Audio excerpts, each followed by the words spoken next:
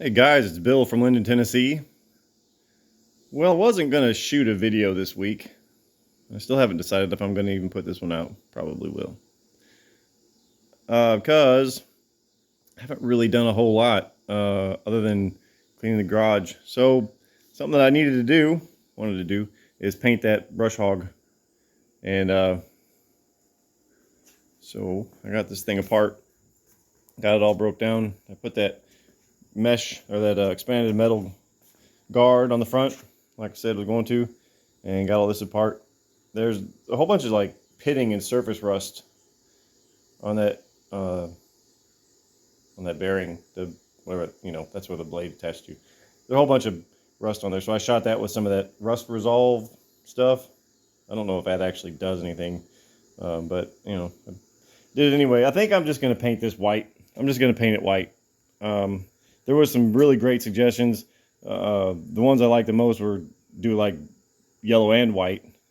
I guess you would do yellow around the sides and on that back diagonal face there, and then just do white on everything above it. But I mean, I'm not going to put a lot of time and money into doing it because it's a bush hog, man. So we're just going to paint it white. That's fine. I've got a bag of about 3 cans of white spray paint. I painted this little part, the under structure or whatever, and the sort of middle part of the, that part. What do you call that? I don't know. I don't have names for all this stuff. Anyway, painted that. And what else? Oh, this is the part, of course, that bolts to the top of the mower deck. And I added these little dudes here, these little doohickeys. Here in a minute, we'll take a drive back and I'll show you what this thing did. I used this brush hog pretty heavily the other day.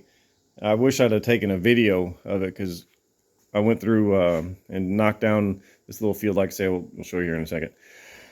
But man, it was just incredible how well this thing worked. And but one of the problems that I did run into is if I hit some terrain, like if I hit a little hill or something, the mower comes up and it rides on those little runners that are on the bottom of it, which is great. But if it comes up too far, what would happen is it would pivot on the 3-point arms, which it's supposed to do. But at some point, when this was cut off flat, it would pivot up so far that it actually came off of the little bar where it sits right here. So it would come off of that and sort of derail itself. It didn't cause any damage or anything, and it made a noise, and I knew immediately what it was the first time it happened, and it happened a few times. So what I've done is I just added these little bars coming down on the back there, and I think that'll solve the problem.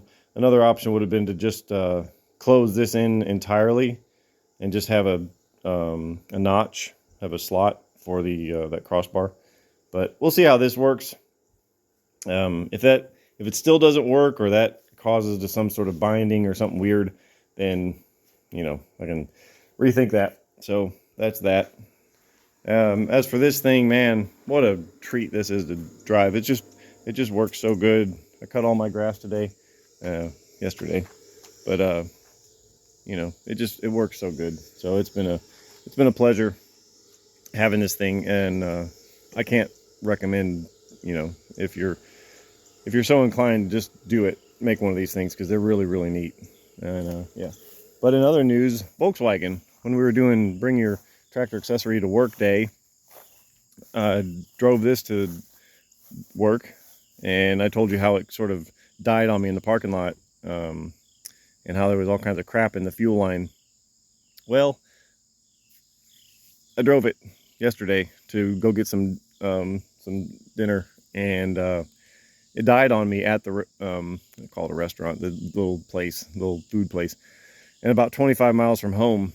So that sucked. It made it there just perfectly, and about 2 miles away from the restaurant, it started spitting, sputtering, and by the time I got to the restaurant, it was over. So maybe it dislodged some more crap out of the fuel tank, and it just finally filled up the fuel filter, so that it was just not allowing any fuel into it at all. So what's the cure? Well, of course I could just put a new fuel filter in it, but I'm over it, man. I'm done with that. I'm not dealing with that anymore. So this is going to get a new lease on life. We're going to make this electric. But, so I had to have a friend give me a ride home 25 miles, and he did, and he's got a full-size truck, so I borrowed his full-size truck, and this is my trailer. And on the way home, that happened. Of course it did. That happened about 5 miles from my house. Of course, I didn't have a spare tire or even a way to jack the thing up to change it, so that's annoying. So I'll have to get that off of there and deal with that somehow. But yeah, let's go take a look at that upper field. Stand by. I was just gonna head it to the place, but we'll just go ahead and drive there together, shall we?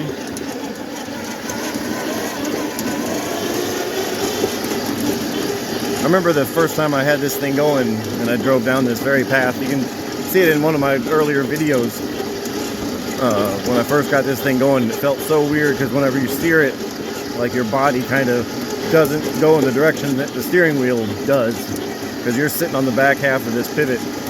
It's a very odd feeling, but you do get used to it, and I've definitely gotten used to it. I don't even think about it anymore, so that's pretty cool. So I did this in 2 parts. I came down here about this time a couple days ago just because I was bored sitting in the house and I wanted to try my new little brush hog. So I came down here, and there's this little section that connects these 2 fields, sort of goes through a creek. So there, that's what I did first. So we're making a noise here. What are we making a noise for? You heard it here first. We've got something going on here.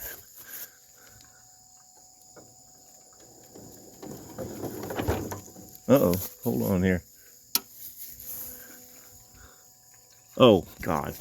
Jesus. Stick. Big damn heart attack. All right. So, yeah. So I came down here and did this. And you can see this stuff. Like, this is 6 feet, 7 feet tall, all this brush. And it's just big sticks and stuff. It's nothing significant. It's no trees or anything in there, but it's really big. And it's the first time I'd ever actually tried it on something significant. And it just, like, I had the mower on the front and it was going, and I just sort of drove through there once, and I didn't actually think it was doing anything until I turned around behind me, and lo and behold, there was a path. I was like, oh, cool. So I just kind of turned around and came back this way, turned around, and just did that about 3 or 4 times, and wham, bam. Thank you, man. Well, actually, let's just go through here, because I can get to the other part that I did after this. So this is where I first learned that if you have some sort of undulating terrain, that the brush hog will disconnect. See how cool? I mean, this is just neat to watch the hood sort of move independent of, of me. It's just kind of fun.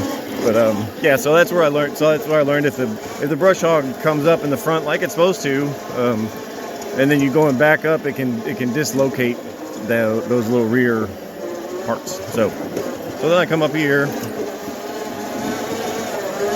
And I did this. I cleared this out. This was a mess, man. This had like really, really tall briar bushes, sticker bushes, and it was just, it looked like that. I hadn't been down here to clean this for a really long time. So I came down here and just saw what happened, and it just worked so damn good. And there was actual trees, some saplings, some like 5 or 6 foot tall saplings in here. See if I can find one so you get an idea of what this thing would cut down. The weird thing is like when you do go to cut down one of these saplings, it just kind of goes away. Like, yeah, you run over this thing and it just, and it's gone.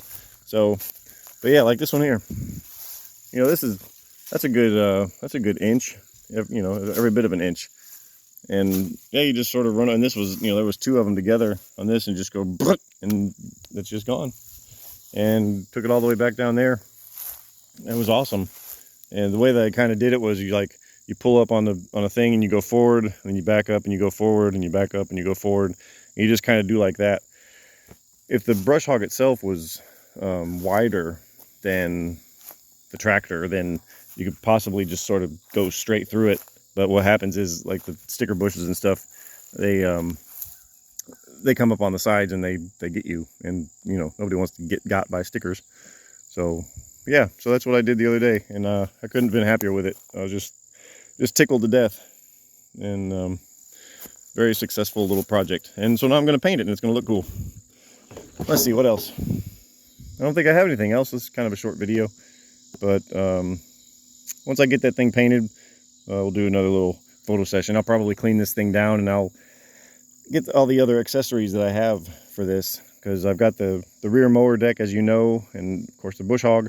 I've also got a pressure washer. I think I'm going to make a mount for the pressure washer, so it'll just mount on the front, and it'll just be like you ever seen like those fire trucks that have the pump sticking out the front, runs off the crankshaft or whatever? I think I'm going to make it look kind of like that, so it'll just sit on the front, probably just in that 2-point hitch. I'll probably make just a little bracket so it can stick in the receiver hitch. That'd be kind of neat.